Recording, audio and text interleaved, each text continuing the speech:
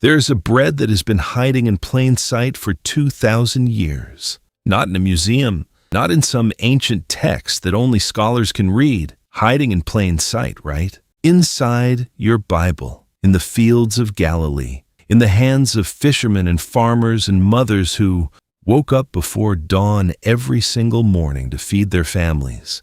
And this bread, this simple, humble, almost forgotten bread, contains more omega-3 than a full serving of salmon.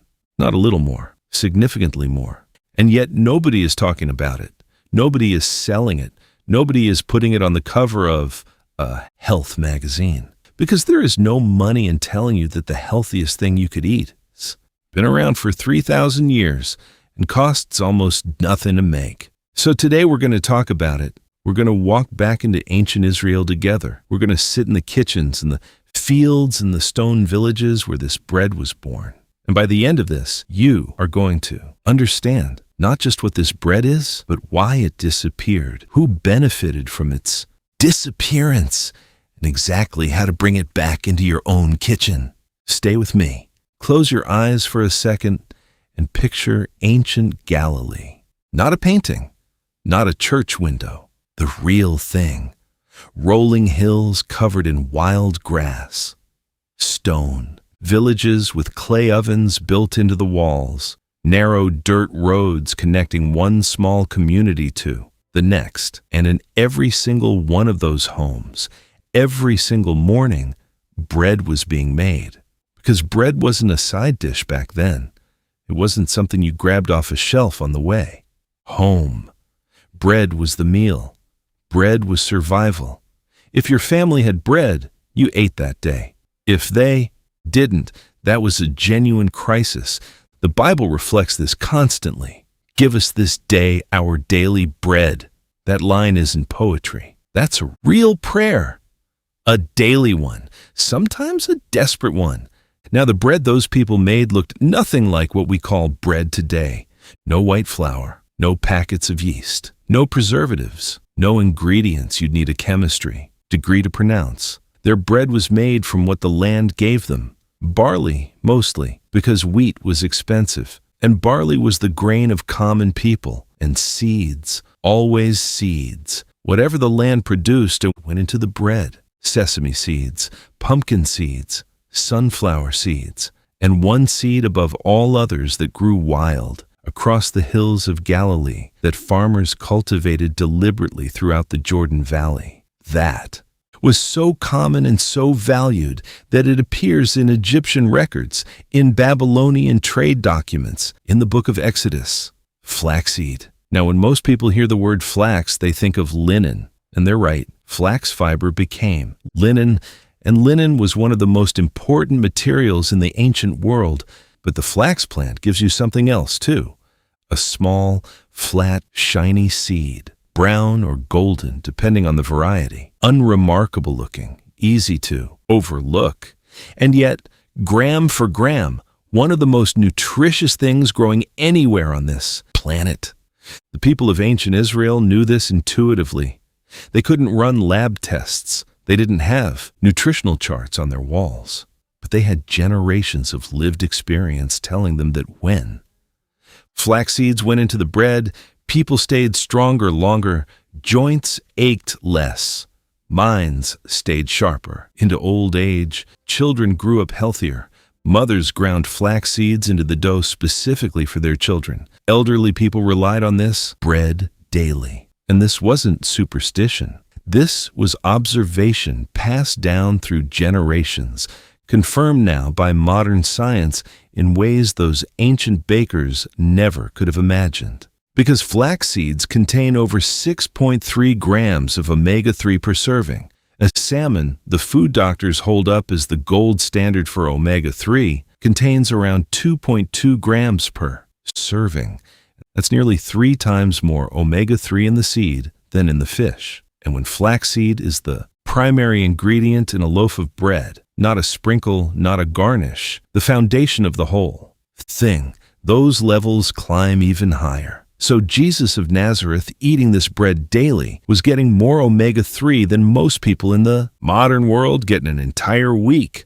What omega-3 actually does. Let's talk about what omega-3 actually does inside your body, because this matters. Think of it like oil in an engine. Without it, things start grinding. Things start breaking down. Inflammation builds up quietly, slowly, in your joints, in your blood vessels, in your brain. And one day that inflammation shows up as stiffness you can't explain, as brain fog you can't shake, as a diagnosis from a doctor who hands you a prescription and sends you home. Omega-3 is the repair crew your body sends against all of that. It reduces chronic inflammation. It protects your cardiovascular system. It supports brain function in ways researchers are still discovering. It is genuinely one of the most important things you can put in your body consistently. And the ancient Israelites were getting massive amounts of it every single morning from bread, not from pills, not from expensive supplements. Bread that cost almost nothing to make from seeds that grew wild in the fields around their homes. Why it disappeared. So if this bread was so powerful, so deeply embedded in daily life across an entire civilization, why did it disappear? This is the part that should make you angry. When the Roman Empire expanded across the ancient world, food began to change. Bread became a commodity, and commodities follow the logic of profit, not nutrition. Flax seeds go rancid quickly. They're harder to process at scale. They don't produce the soft, pale, fluffy loaf that became a status symbol as food production industrialized over the following centuries. So the food industry made a trade. Quietly, gradually, over generations, whole grains became refined white flour. Because white flour lasts longer on a shelf, seeds were removed because seeds complicated the milling process. Natural oils were replaced with chemical preservatives. Honey was replaced with refined sugar.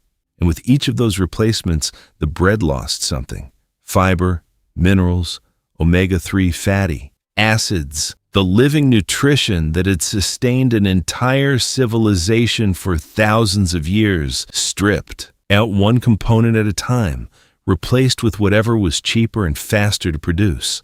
What we're left with today, the white sandwich bread lining the shelves of every supermarket, is nutritionally almost unrecognizable compared to what Jesus broke at that table with his disciples. Modern white bread has nearly zero omega-3, almost no meaningful fiber, a glycemic impact that spikes your blood sugar and crashes it an hour later. It fills you up for a moment and leaves your body with almost nothing to actually use. That is what replaced 3,000 years of nutritional wisdom. But here's the thing, it's not gone. It never was. The ingredients still exist. The method is simple, and you can make this bread in your own kitchen today with ingredients from any grocery store in under an hour. Here's what you need: 2 cups of ground flaxseed. This is your foundation, your omega-3 source, the heart of the leu. Whole loaf.